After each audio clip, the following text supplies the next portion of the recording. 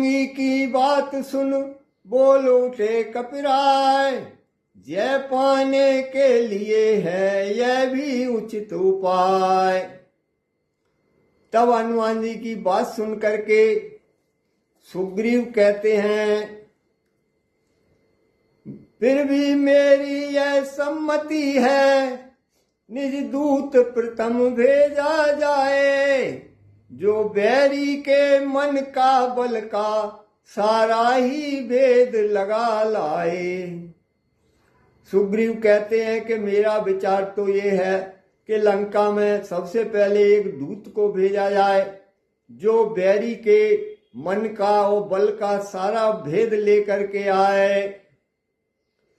संभव है शत्रु सुलह कर ले, तब तो विचार यह सुंदर है, इस कटने मरने से पहले उसको समझाना बेहतर है।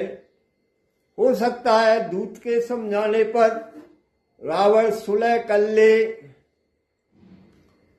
तो वो कटने मरने से ठीक है।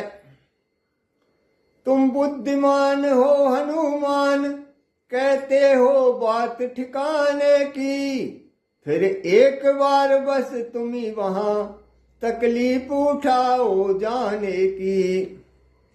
सुग्रीव हनुमान जी से कहते हैं, हे हनुमान, तुम बहुत बुद्धिमान भी हो, बलवान भी हो और ठिकाने की बात करते हो। एक बार दोबारा से और वहां जाने का कष्ट उठाओ। जामवंत कहने लगे, है तो ठीक विचार, पर हनुमत ही जाए फिर यह न हमें स्वीकार। जामवंत जी कहते हैं कि आपका ये विचार तो ठीक है कि दूत को भेजा जाए, लेकिन हनुमान ही दोबारा जाए ये हमें मंजूर नहीं है, क्योंकि रावण अवश्य समझेगा सारा आधार इसी पर है, आता है यही बार बार, इस कारण यही दिलावर है।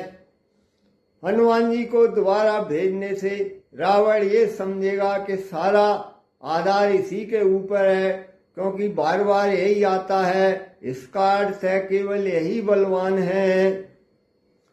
जो कुछ सुझाव रखता हूं मैं, इसमें है नीति मान भी है, इस बार भेजिए अंगद को, वह समझदार बलवान भी है।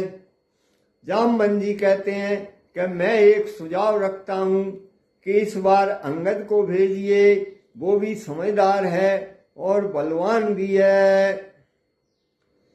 उठे अपना नाम सुन अंगद बल बुद्धि धाम, प्रस्तुत और कोई न कर दे अपना नाम। अपना नाम सुन करके अंगद जी तुरंत खड़े हो जाते हैं और सोचते हैं कि कोई अपना नाम प्रस्तावित ना कर दे। तब श्री राम जी कहते हैं, प्रभु बोले बाली तनय तुमको हम पुत्र समान समझते हैं, लंका में दुश्मन के घर में इसलिए भेजते डरते हैं। श्री राम जी कहते हैं, हे अंगद, मैं तुम्हें अपने पुत्र के समान समझता हूं, इसलिए दुश्मन के घर में भेजने से मुझे डर लगता है। फिर उचित नहीं है दूतकार, किष्किंधा के युवराज हो तुम, कपिसेना संचालन का शोभा देता है काज तुम्हें।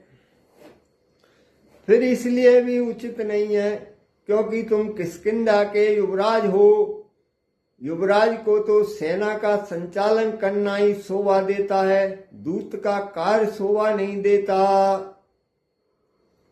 अंगद बोले सिर नवा, सुनिए कौशलनाथ, रखिए आशीर्वाद का मेरे सर पर हाथ। अब अंगद जी सिर नवा करके भगवान से कहते हैं, हे भगवान, आप तो मेरे सिर पर केवल अपने आशीर्वाद का हाथ रख दो।